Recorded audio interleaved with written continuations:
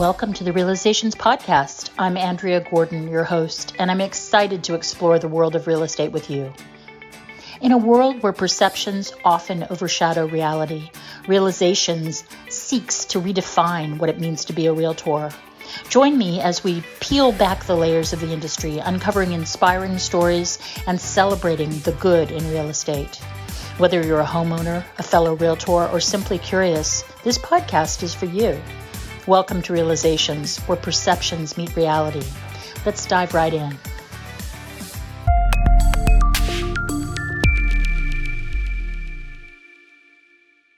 Welcome to Realizations. My name is Andrea Gordon, and I'm your host.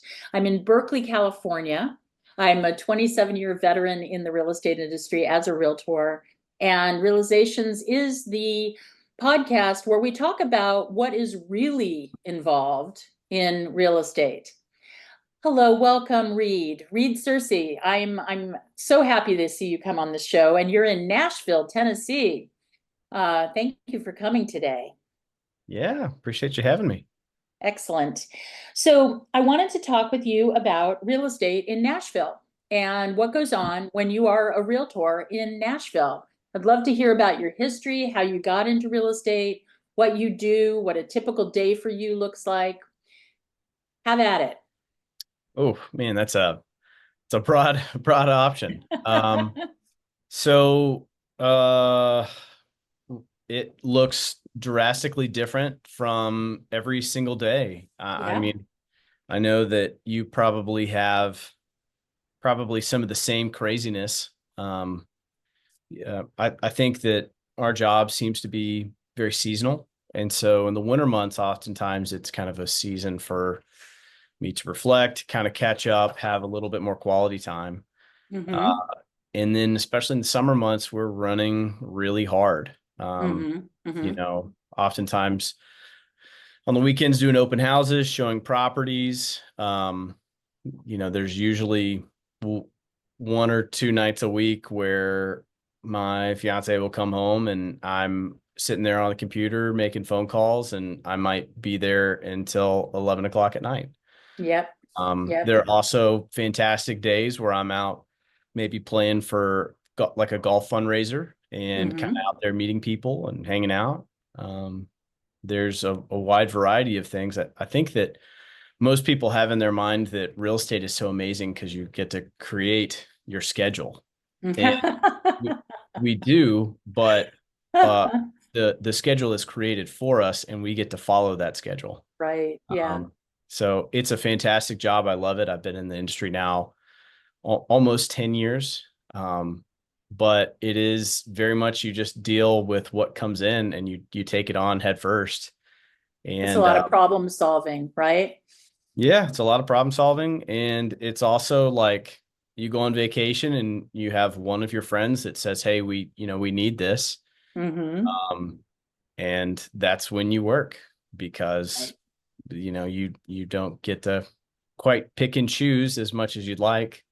But also at the same time, maybe you get to go on more trips. So I have not been on a trip in so long, I can't even tell you, but that's a whole other thing. I think that real estate is lived, the life of a realtor is lived around the edges of other people's lives. That's really the truth of it. If you're in residential real estate, at least, you're meeting a client at 7:30 in the morning because they have to do the inspection before they have to go to their job, or you're meeting them at noon, or you're meeting them at 6 o'clock.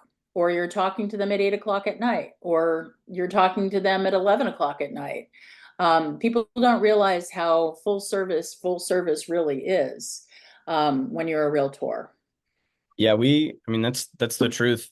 We're very blessed to find ourselves in a profession that is, can be very beneficial, but there's a huge portion of people that turns over every year. Right. So it's a hard profession to be in. Right. But we work essentially when people are off work. Right, exactly. So, And when people are at work, we're also working because we have to keep doing all of our marketing and all of our outreach and our lead generation and our, maintenancing of properties. you came to real estate from a background in property management. What was that like? Tell us a little bit about that. It was a phenomenal um job to learn, honestly. Now, Hmm. what really wasn't making all that much money. But I'd come off working with a company called Southwestern Advantage. They recruit college students to sell educational books and run their own business. I grew up in that industry, and did that through school because my dad used to be the CFO of that company. It was very Hmm. intensive. We would work uh, running our own business, selling educational books 80, 90 hours a week. And when I finished that, uh, my dad just said, "Hey, why don't you go meet with some of these guys?" He said, "Go take them out to lunch." So he gave me a list of 10. I think I came up with 10, and I met with all these different people. And I asked them, I was like, in Southwestern's the number of people that go through um, that educational business oriented. I mean, it's a really tough job because it's basically selling educational books door to door. Yes, it's It's you must be an amazing salesperson if you live through that. you learn a lot of things a lot quicker than other people. Yeah, yeah, Um, yeah. but I came through that and I met with a guy named Kyle Feltz. Kyle's been an amazing mentor. He's the owner of Bradford Real Estate. He's got, um, I guess they sold the property management company that it got so big and they sold it. And I was working with a guy named Trevor Garrett for a long time. Trevor's another good mentor. Learned so much from those guys. But I basically come from this very intensive sales world Hmm. to leasing agent and picking out deals. Hmm. And it was just so funny to me because I was intensive sales to unlocking a door and being like, "Do you like it?" And I was like, "Wow, people make money at this." So like I could do it. But and I didn't make a ton of money while I was there, but I did get some really good exposure to the real estate world. So I became Hmm. an avid listener to Bigger Pockets, Hmm. tons of books. I took all the classes that I could, know to take, and is a really cool way to start absorbing real estate in a place where because the turnover is so high because most people they don't have enough runway to eat. Hmm. Hey, sorry, I've got two dogs that are I uh, have two dogs too. I love two roll, dogs. rolling Yeah. around in the background. They may come over and say hi. Yeah, Um, very good. Very good. I love it when people have animals. It's a wonderful thing. Yeah, I'm a huge patron of the Berkeley Humane Society where I am, and I have two dogs, two cats, and a parrot. So oh wow, a full house. I do, I do. Yeah. So all right. Well, when you were working in property management, besides opening doors, were you hiring plumbers, painters? Were you prepping the places? Is that sort of a background that you got for listing houses and things? Yeah, so I was the first employee, and so I did a little bit of everything. Right. I was a little bit of the handyman. I was definitely the showing agent. I was, whatever was needed is what we did. And I Mm-hmm. did that for about a year, until several of my friends, we went to the Olympics in Rio, and we were gone Yeah. for maybe 2 or 3 weeks. And it was a Mm-hmm. really amazing experience, but being the only employee, they were like, we got to hire someone else. And that was a really great opportunity to me to transfer into the sales role that I am Mm-hmm. today, being an agent. Very cool. So a few other questions I have for you. I mean, you're in Nashville. Must be very, very different in Nashville than it is here for me in Berkeley, California. How many pages long is your contract? Um, it is, I think it's 10 or 11 pages. I don't think it's 12, but I think it's right around there. Ours is now 17. Oh, Um, wow. and what are some of the specifics? Like, do you take a transaction all the way from selling the house to the clients, going through all the paperwork and going to the closing table, or does an attorney take over towards the end of the transaction in Nashville? Uh, y- y- yes. So we do have title companies that play a pretty big role in kind of the document prep of all that. Really, a lot of our role and specialty is, you know, I guess it depends on what side, the buy or the sale. But Mm-hmm. as an agent, you are so I explain this to my clients, like I'm kind of like the limo driver. Like I pull up, I Mm-hmm. open the door, let you guys in. All along, you guys are the clients. You guys get to decide where we roll, Mm-hmm. but I'm driving. And Mm-hmm. we may come to a street that is, you know, I might say, hey, there's a flood zone in this hypothetical analogy. Mm-hmm. There's a flood zone, or maybe there's like a pothole on this road. I may say, hey, I suggest this alternate route. Would you like to consider that? All Mm-hmm. along the Mm-hmm. way, I'm kind of guiding them, educating them, and but they get to decide. They're the ultimate. So let's say they decide and you're in escrow now and you're selling the house. Does the title company take over at that point and do the documents that lead it towards closing? Or do you still handle documents for them until they get to the closing table? So I guess it is different being state to state, but Yeah, that's why I'm asking. in Tennessee, we have probably 7 or 8 different documents that we'll have to sign as well. So Hmm. total, there's way more than 17 pages. Okay. Um, there's there's several, and a lot of it is just kind of prepping and helping the client.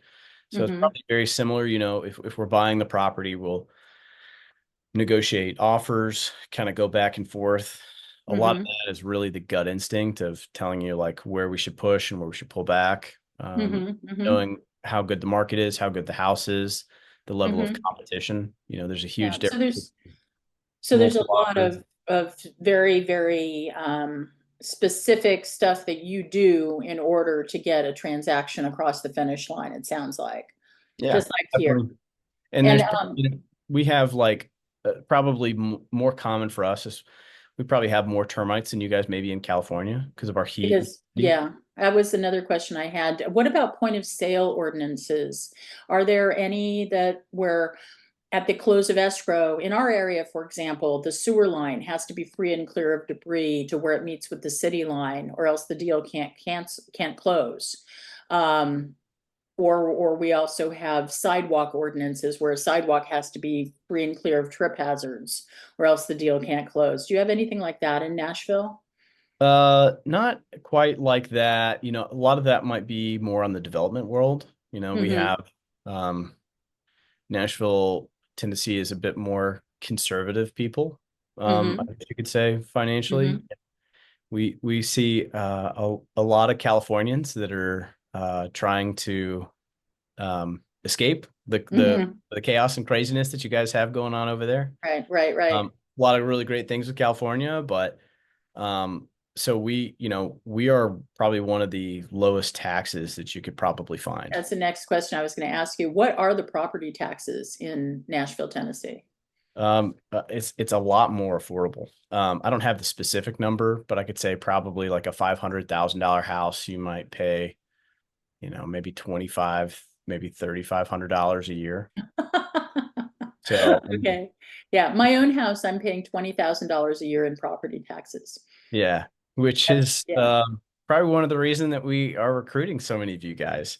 I, This I is guess. like a business mecca, Yeah. because people can come here, they can bring their corporation here, and they Hmm. can pay $0 in income tax. So there's no state income tax there? There's no state income tax. Now there is Wow. sales tax. Our Wow. sales tax is it's like 9.375, I believe. Hmm. Hmm. Um, That's pretty normal. Ours is around 10 something, so. but we are, a lot of um, Davidson County in itself, where Nashville is located, is a little bit more um, liberal, but the Mhm. surrounding counties in the state is very conservative. Got it. So you can find a little bit of everything that you're looking for. Wow. Okay. And in terms of insurance, are you guys having the same sorts of insurance issues that we're having here in California? Is it hard to get insurance for people's houses there?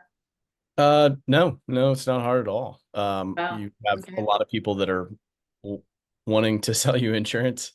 Um, Mm-hmm. I will say across the board, this is probably uh, I think last year was like the largest catastrophe loss for insurance companies. Mm-hmm. But we have tons of people like in Florida. insurance companies are pulling out of the entire state. Exactly, like in California as well because of all the fires. Yeah, and we're not having those issues, but we all are suffering seeing insurance go up. Right, But it is right, not an issue to find insurance. right. So, I mean, where I am right now, you cannot get insurance if you live in the hills. You have to get this kind of insurance called California Fair Plan, which is a state mandated program where all of the insurance companies, they're all forced to pool a certain amount of money in, and then the state forces them to provide it to people. And so it's about twice as expensive as regular insurance. And in some places, um, every major insurer has pulled out. So there's no State Farm, there's no Allstate, there's no Farmers, there's no. I mean, it's crazy, and it is actually very often a point of contention in a transaction because, of course, you cannot get a loan unless you are able to insure the property. So, yeah. so deals fall apart over it all the time here. Yeah, if you're buying cash, or maybe okay, but still everybody probably needs to insure their largest asset. Right, and it can take up to 6 weeks to get an approval from California Fair Plan because it's a government agency. So in the middle of a transaction, all of a sudden you'll have like a 6 week delay, Oh which no. is so anywho, well, we're just about to finish here. Reed, you've been just terrific to talk to. It sounds like it's a lot easier to do real estate in Nashville than it is where I am, and more power to you for that. And I wish you all the success in the world in your development projects. I find Thank that you. fascinating that you're branching into that. It's sort of like you've been on this trajectory where you're every time you learn something, you're utilizing it someplace else as well. So it's very, very cool. Thank you for taking the time with me today. I really appreciate it.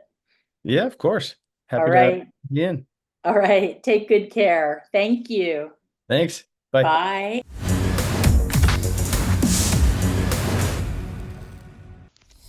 Thank you for joining me on this episode of the Realizations Podcast. I hope our conversation has shed light on the true essence of real estate and the people behind it. As we wrap up, I want to extend my gratitude to our listeners for their support and engagement. Your feedback drives the heart of this podcast, and I look forward to continuing this journey with you. If you enjoyed today's episode, please consider subscribing to the Realizations Podcast and leaving a review. Your support helps us reach more listeners and spread our message of positivity in the real estate industry. Until next time, remember to keep an open mind, embrace empathy, and always seek the good in every situation. I'm Andrea Gordon signing off from Realizations. See you next time.